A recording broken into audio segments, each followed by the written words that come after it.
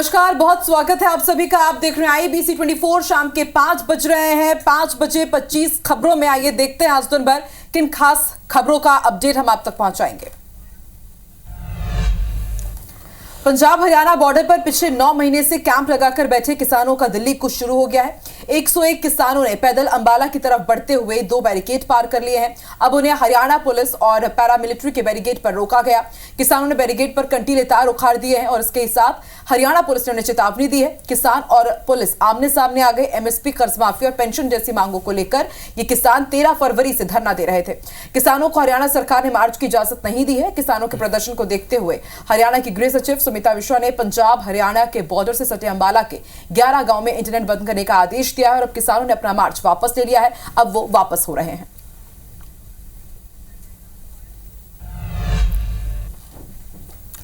और संसद के शीतकालीन सत्र का शुक्रवार को 9वां दिन है। राज्यसभा के सभापति जगदीप धनखड़ ने कहा कि कांग्रेस सरकार अभिषेक मनु सिंघवी की सीट से नोटों की गड्डी मिली थी। इस पर सदन में हंगामा हुआ। मामले पर सभापति धनखड़ ने कहा कि कल सदन की कार्यवाही स्थगित होने के बाद सुरक्षा अधिकारियों ने हमें जानकारी दी कि सीट नंबर 222 से कैश मिला है। तेलंगाना से सांसद अभिषेक मनु सिंघवी कॉल आउट की गई है। इस मामले में नियमों के मुताबिक जांच होनी चाहिए और ये हो भी रही है। इधर हंगामे का आरोप भी पर सिंघवी का भी बयान सामने आया है।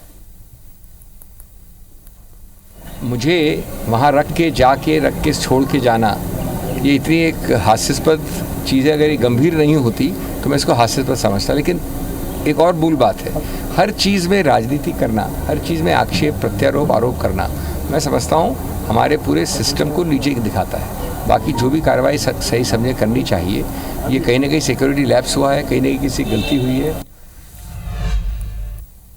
पटना में BPSC अभ्यर्थियों पर लाठीचार्ज हुआ है। 70वीं सिविल सेवा परीक्षा नॉर्मलाइजेशन के विरोध में हजारों कैंडिडेट्स आयोग कार्यालय के बाहर पहुंचे थे। पुलिस ने अभ्यर्थियों को वहां से जाने को कहा, लेकिन कैंडिडेट्स नहीं माने। उसके बाद पुलिस ने लाठीचार्ज किया। छात्रों को पुलिस ने सड़क पर दौड़ा कर पीटा है। लाठीचार्ज में छात्र का सर भी फूट गया है और एक का पैर भी टूट गया है। छात्रों का यह कहना है कि पुलिस ने गलत व्यवहार किया, हम लोगों को दौड़ा कर पीटा गया। लाठीचार्ज के कुछ देर बाद फिर BPSC कार्यालय पहुंचे, लेकिन इस बार भी पुलिस ने लाठीचार्ज करके उन्हें दौड़ा कर ही खदेड़ा है।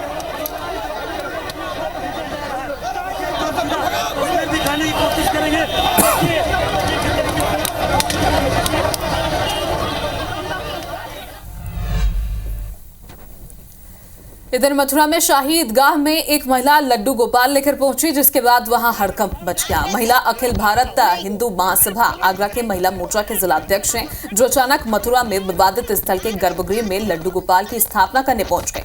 पुलिस ने बैरिकेडिंग लगाकर उसे रोक लिया। पुलिस ई-रिक्शे से मीरा को थाने ले गई। फिलहाल शाही ईदगाह और श्री कृष्ण जन्मस्थान की सुरक्षा बढ़ा दी गई है। पुलिस ड्रोन कैमरों से संवेदनशील क्षेत्रों में नजर रख रही है।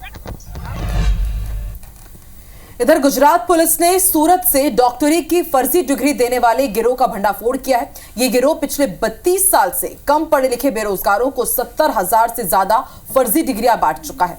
रजिस्ट्रेशन रिन्यू करवाने के लिए 5,000 रुपए की बकायदा फीस भी लेता था।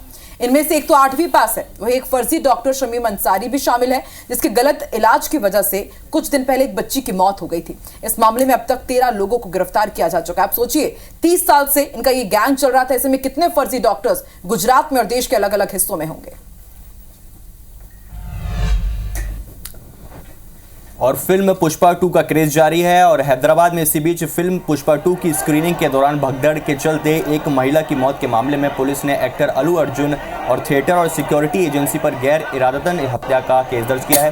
दरअसल अल्लू अर्जुन बुधवार रात बिना बताए संध्या थिएटर में फिल्म की स्क्रीनिंग के लिए पहुंच गए और थिएटर के बाहर इकट्ठा हुए फैंस अल्लू अर्जुन से मिलने के लिए उतावले हो गए और मृतक के परिवार की शिकायत के आधार पर पुलिस ने भारतीय न्याय संहिता BNS की धाराओं के तहत अल्लू अर्जुन और उनकी सिक्योरिटी टीम और थिएटर मैनेजमेंट के खिलाफ चिकाडपल्ली पुलिस स्टेशन में मामला दर्ज किया है। अब पुष्पा 2 धूम तो मचा रही है, ये तो दिख ही रहा है। इतना भी क्या किसी का क्रेज होना है ना, जान है तो जहान है ना भाई। आपने ही तो उनको हीरो बनाया है, वो थोड़ी बन गए। अगर आप फिल्म नहीं देखेंगे तो फ्लॉप हो जाएगी।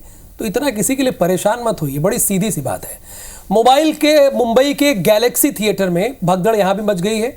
अज्ञात बदमाश ने पेपरमिंट बल्कि स्प्रे किया है। पुष्पा 2 के दौरान स्प्रे किया है। शो को 15 मिनट तक बंद करना पड़ा है, चूंकि दर्शकों ने खांसी उल्टी की शिकायत की है। पुलिस मौके पर पहुंची उसके बाद। पीलीभीत में आज एक दर्दनाक हादसा हुआ। तेज रफ्तार कार पेड़ से टकरा गई। हादसे में 6 लोगों की मौत हुई है, 4 गंभीर रूप से घायल बताए जा रहे हैं। यह हादसा उस वक्त हुआ जब शादी समारोह से सभी वापस लौट रहे थे। कार को काटकर मृतकों को बाहर निकाला गया। लूरिया थाना क्षेत्र के टनकपुर हाईवे पर यह दर्दनाक हादसा हुआ। और रतलाम में सैलाना विधायक से बदसलूकी का मामला सामने आया है। दरअसल सैलाना विधायक कमलेश्वर डोडियार जिला अस्पताल में अपने समर्थकों के साथ इलाज कराने पहुंचे थे। इस दौरान इलाज कराने आए डॉक्टर ने जब विधायक महोदय से नाम पूछा तो वो गुस्सा हो गए और विधायक से गाली गलौज कर दी। इस घटना का वीडियो भी सामने आया है, जो सोशल मीडिया पर अब तेजी से वायरल हो रहा है। वहीं शिकायत के बाद पुलिस जाँच कर रही है। इधर रामानुजगंज में अखिल भारतीय विद्यार्थी परिषद का प्रदर्शन देखने को मिला है। कार्यकर्ताओं ने स्कूल में बच्चों से मिड डे मील बनवाने का विरोध किया है। कल छात्राओं से मिड डे मील बनवाने का एक वीडियो वायरल हो रहा है, जिसके बाद भारी संख्या में अखिल भारतीय विद्यार्थी परिषद के छात्रों ने स्कूल का घेराव किया और 24 घंटे के अंदर प्रधान पाठक और सहायिका को हटाने की मांग की। पूरा मामला कन्या माध्यमिक शाला रामानुजगंज का है।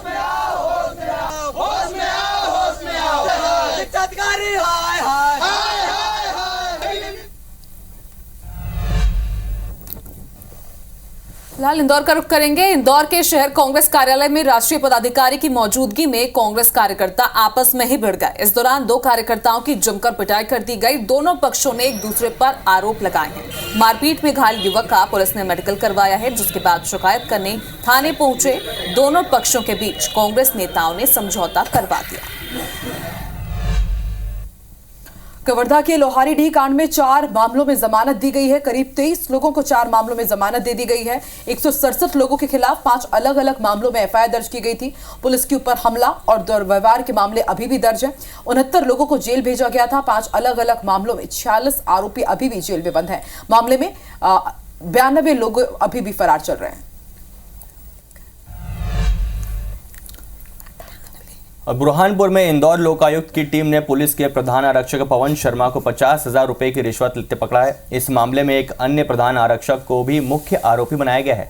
दीपक और उसके भाई को नेपा नगर थाने में पदस्थ प्रधान आरक्षक दयाराम सिलवेकर ने बाइक चोरी के झूठे केस में फंसाने की धमकी देकर 50,000 रुपए की मांग की थी, जिसकी शिकायत इंदौर लोकायुक्त को की गई थी, जिसके बाद ही कार्रवाई की गई। भोपाल के ऐशबाग थाना क्षेत्र में पत्नी और साली की हत्या करने के मामले में असिस्टेंट सब इंस्पेक्टर को सस्पेंड कर दिया गया है। बताया जा रहा है कि वारदात से 6 दिन पहले 27 नवंबर को साली मेघा ने अपनी ऑफिशियल मेल आईडी से बालाघाट और मंडला के एसपी को शिकायत भी भेजी थी, जिसके बाद मंडला पुलिस ने एएसआई योगेश मारावी पर कार्रवाई की है। अब आरोपी की सैलरी रोकने की तैयारी है। एफआईआर की कॉपी मंडला पुलिस को मिल चुकी है। इस आधार पर विभागीय जांच भी शुरू कर दी गई, जिसके बाद आरोपी की बर्खास्तगी भी की जाएगी। तो वहीं जबलपुर में पूर्व सैनिक को मिलिट्री इंटेलिजेंस ने पकड़ा है। सेना में भर्ती करवाने के नाम पर युवकों से ये व्यक्ति पैसे ले रहा था। सदर इलाके से पूर्व सैनिक विकास कुमार गुप्ता को पकड़ा गया। खुद की पोस्टिंग पुणे में होने का दावा ये पूर्व सैनिक कर रहे थे। गोर बाजार पुलिस मामले की जांच में जुटी है। बीजापुर के पामेड़ थाना इलाके में सुरक्षा बलों और नक्सलियों के बीच मुठभेड़ हो गई। जिनपल्ली 2 कैंप के आउटर गार्डन में सुरक्षा पर तैनात जवानों पर नक्सलियों ने फायरिंग कर दी।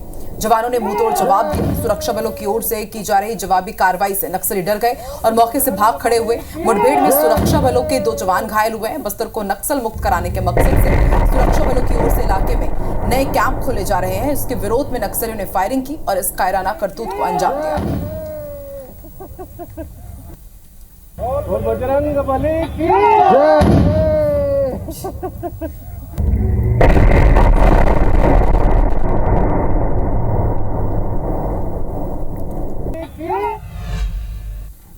और छतरपुर से बड़ी खबर है, जहां प्रिंसिपल को छात्रों ने गोली मारकर उनकी हत्या कर दी। 12वीं के छात्र सदन यादव ने दोस्त के साथ मिलकर यह वारदात को अंजाम दिया है। छात्र ने प्रिंसिपल के सिर में 2 गोलियां मारी और हत्या के बाद ऑफिस का सामान भी फेंक दिया और उसके साथ ही प्रिंसिपल की स्कूटी भी लूट कर भाग गए। यह घटना छतरपुर की है। बैतूल के एक मल्टीप्लेक्स में पुष्पा 2 फिल्म देखने गए 2 युवकों के बीच विवाद हो गया। विवाद के बाद युवकों के दोनों गुटों में जमकर मारपीट हुई। मारपीट का वीडियो सोशल मीडिया पर जमकर वायरल हो रहा है।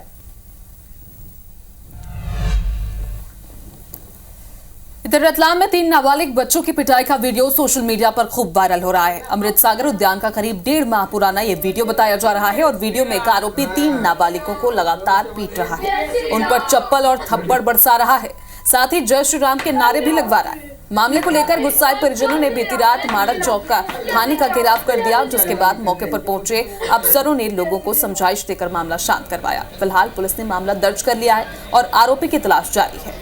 अब अगर सब चीजें अपनी हो गई है,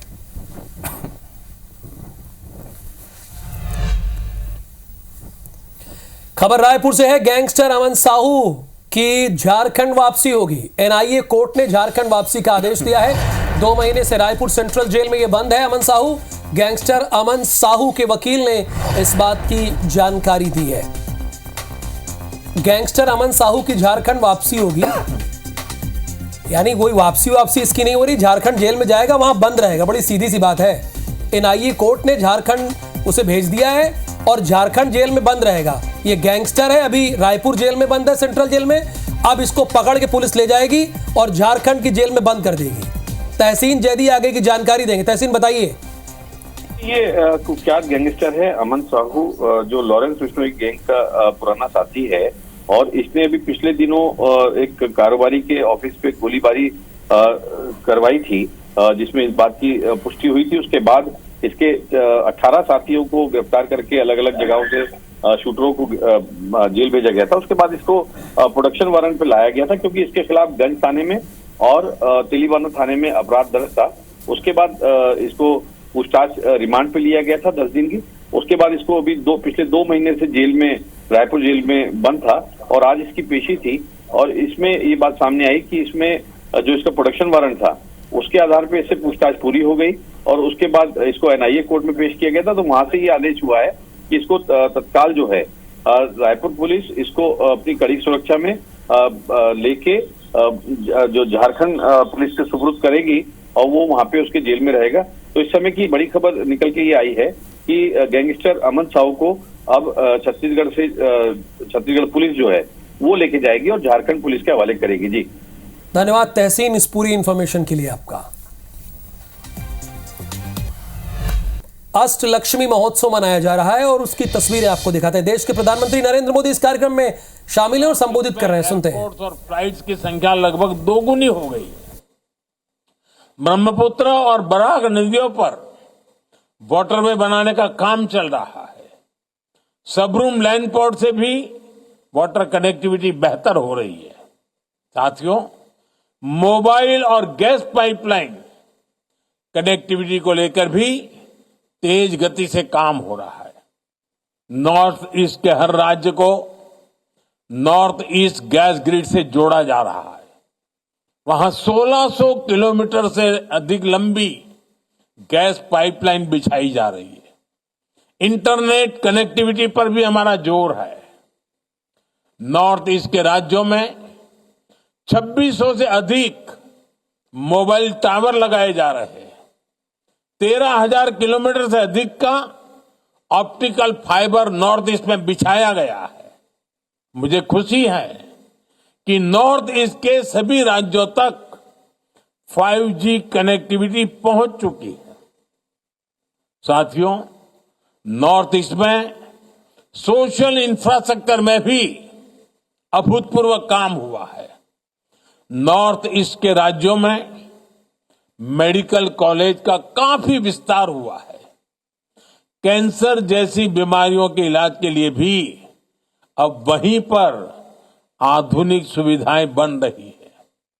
आयुष्मान भारत योजना के तहत नॉर्थ ईस्ट के लाखों मरीजों को मुफ्त इलाज की सुविधा मिली है। चुनाव के समय मैंने आपको गारंटी दी थी कि 70 वर्ष की आयु के ऊपर के बुजुर्गों को मुफ्त इलाज मिलेगा।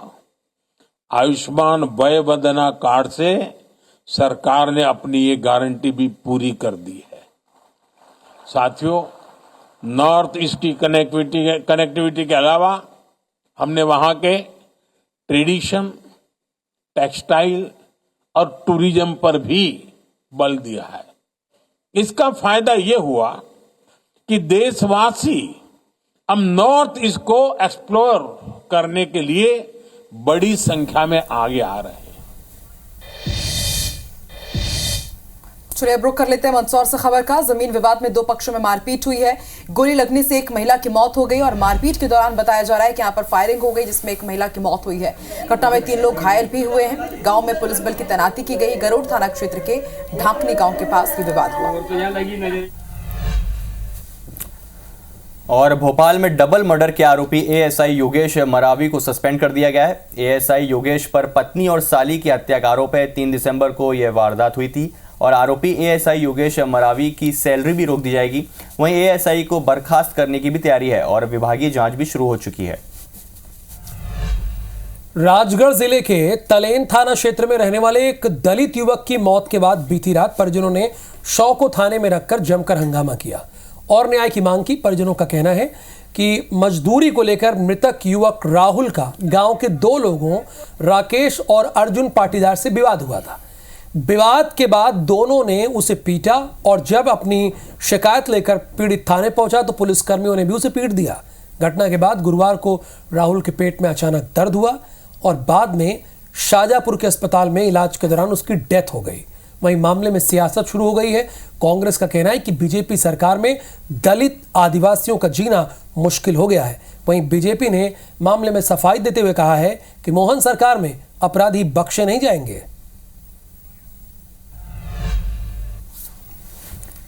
खबर सूरजपुर से है, जहां स्वास्थ्य विभाग की अव्यवस्था उजागर हुई है। शव ले जाने के लिए शव वाहन तक नहीं मिला। मालवाहक वाहन में परिजन शव लेकर पहुंचे।